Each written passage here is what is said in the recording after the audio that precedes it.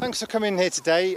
My name's Ian Russell, I'm from Enfield Council, I'm the engineer behind this scheme. As it's a wetlands, I suppose it's entirely appropriate, it's quite a wet day, but I just wanted to talk about really how fantastic this project is from the council's point of view. It started life as a project to bring more brook back to life. There's a lot of rivers in Enfield and other parts of London that when these areas were built upon in the kind of early 20th century, the popular thing to do was to bury the rivers underground.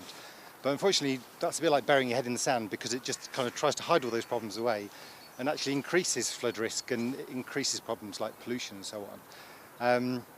So we were able to get some funding to create a flood storage area here, but by phasing that work over a period of 2 years and also working with the local community, we've been able to deliver other major benefits. We've created a wetland which creates areas for wildlife. We've created a cycleway which improves access for all members of the community, seating areas and so on. And it's really with, thanks to our partners, including the Mayor of London, Thames Water, the Environment Agency and DEFRA and also Thames 21, that we've been able to expand this project.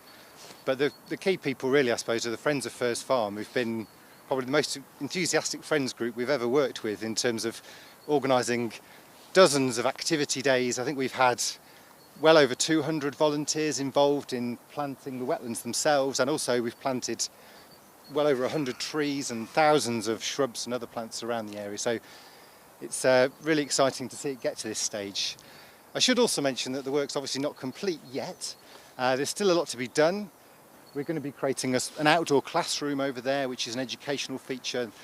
I think there's about 10 schools that are within 1 kilometre of this site. So we're hoping, and working with Thames 21 in particular, we've got an educational programme this summer where I think we're anticipating about 2,000 school children coming to the site and learning about rivers and learning about wildlife and how to prevent pollution and so on.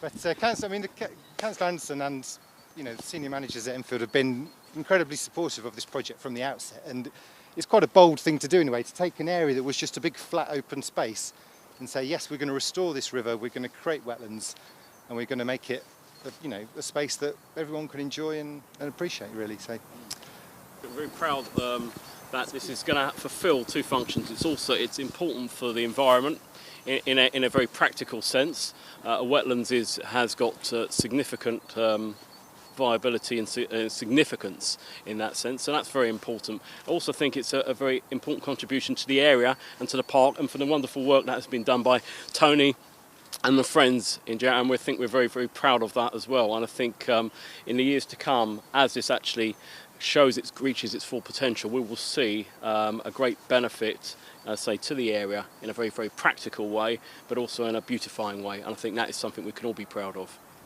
The Mayor has really prioritised the restoration and improvement and expansion of London's green space. So you've had the 20,000 street trees, I'm sure a number of which were in the London Borough of Enfield, although I wasn't told how many, but maybe somebody can tell me. And the pocket parks, and I hope again Enfield has seen some pocket parks, the Help London Park, and then the Big Green Fund. And it's very important as you see London's population increase by over 100,000 or so people a year, that the pressure on our green spaces is bound to increase. So it's quite important that they continue to be prioritised as we go forward. And I suppose it's particularly pleased that I've come here to Firs Farm because it's ticked all the boxes that we'd like to see around green infrastructure. And in fact, you've already touched on quite a lot of them really already. It's not just a space to take the kids and the dog for a walk, although that's very important, clearly. But there is flood protection, and I understand this will help to protect 100 homes. That's no small beer, I have to say. The transport link, so you've got this new cycle path for people to have more active transport. The biodiversity for the wetland, and I suppose also the water quality. And this project really, really ticks them all, as well as deculverting the brook. And I suppose the last thing I just really want to say is how much the community has been involved in this. I understand the Friends of Firs Farm, somebody sat in Sainsbury's or Tesco's, and I don't know if it was press ganging or something, all the people to ensure that the vote wasn't fixed. I'm sure it was an absolutely fair vote. But it shows you the level of community involvement that this project, out of all the ones that we had that vote last year, got That dog obviously is a fan too. Got the greatest number of votes. I think shows the level of community support, which then got all the other players involved in this project. So, you know, us, the GLA, the council, Thames Water, Thames 21, the Environment Agency, and that really, I think, that sort of partnership working is how we're going to do projects like this. No one organisation, realistically, with the fiscal situation that we're in, is going to be able to pull off projects like this. You have to pull in different partners.